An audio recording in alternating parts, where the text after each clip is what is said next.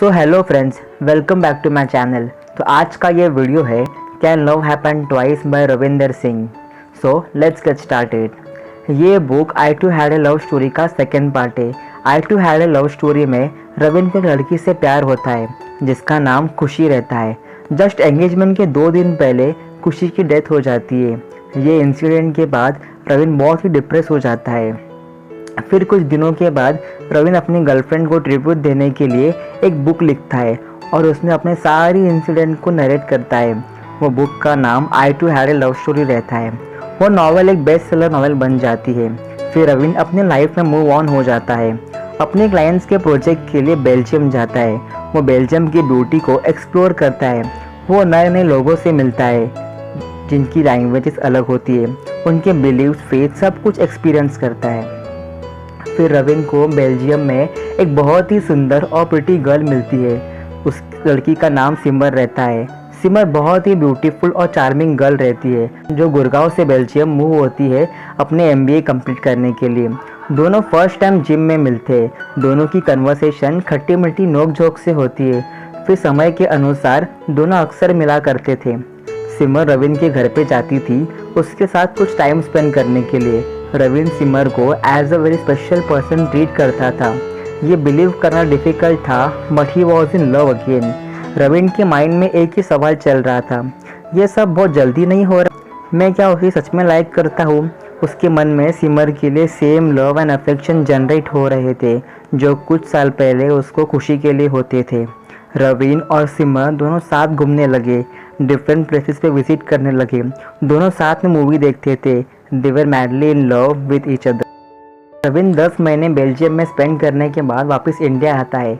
रविंद्र और सिमर को दोनों को एक दूसरे से दूर रहना बहुत ही डिफ़िकल्ट था। कुछ दिनों के बाद सिमर अपने हॉलीडेज़ के लिए इंडिया आती है। रविंद्र सिमर के पेरेंट्स से मिलता है। फिर सिमर भी रविंद्र के पेरेंट्स से मिलने चंडीगढ़ जाती है। सब कुछ अच्छा चल रहा था। फिर सिमर बेल्जियम जाती है अपनी स्टडीज़ कंप्लीट करने के लिए। और फिर रविंद्र की लाइफ में एक नया मोड़ आता है। जब दोनों डिसाइड करते हैं कि दोनों अब शादी करेंगे, प्रॉब्लम्स अराइज होते हैं। सिमर को रविंद्र के साथ बेल्जियम में सेटल होना रहता है और उसे रविंद्र के साथ ही टाइम स्पेंड करना था। उसे सिर्फ और सिर्फ रविंद्र चाहिए था पर उसके पेरेंट्स नहीं। बट रविंद्र को सिमर के साथ साथ उससे अपने पेरेंट्स भी चाहिए थे। उसने इस टॉपिक पे सिमर के पेरेंट्स से बात की पर उन्होंने अपनी डॉटर की इलॉजिकल एंड इनसेंसिबल डिमांड पे कोई रिस्पॉन्स नहीं दिया क्योंकि सिमर बचपन से ही जिद्दी थी। सिमर और रविंद्र दोनों के बीच में इस टॉपिक पे कई बार आर्गुमेंट हुए बट फाइनली सिमर 24 फेब को रविंद्र को छोड़ के चली जाती है। ये सेम वही दिन था जिस दिन खुशी रविंद्र को हमेशा के लिए छोड़ के चली गई थी। रविंद्र फिर होपलेस हो जाता है और वो फिर डिप्रेस हो जाता है और वो डिसाइड करता है कि अपनी सारी एक्सपीरियंस एक बुक में लिखेगा। बट डिप्रेशन के कारण वो रिहैब में एडमिट हो जाता है और अपनी बुक कंप्लीट नहीं कर पाता। रविंद्र के फ्रेंड्स को उसकी इनकम्प्लीट बुक मिलती है और वो उसे चंडीगढ़ के एक रेडियो स्टेशन में जाके पढ़ते हैं। वो शो को हज़ारों लोग सुनते इंक्लूडिंग सिमर। वो इस शो को सुनती है और उससे अपनी गलती रियलाइज़ होती है और वो रविंद्र के पास वापस जाती है। उससे अपना खोया हुआ लव फिर से मिल जाता है। सो फाइनली ये स्टोरी हमें यही सिखाती है, yes love can happen twice if you believe in it. So friends, ये थी can love happen twice book की समरी। अगर आपको ये बुक पढ़नी है तो ये बुक की लिंक मैंने डिस्क्रिप्शन बॉक्स में दे दी है। आप आज जाके इस बुक को बाय कर सकते हैं।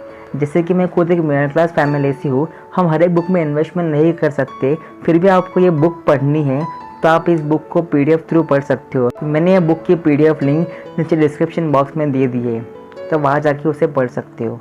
सो friend, that's all for this video. अगर आपको मेरा वीडियो अच्छा लगा हो तो please do like, share and subscribe to my channel. My name is Arpit and thank you so much for watching this video. नमस्ते।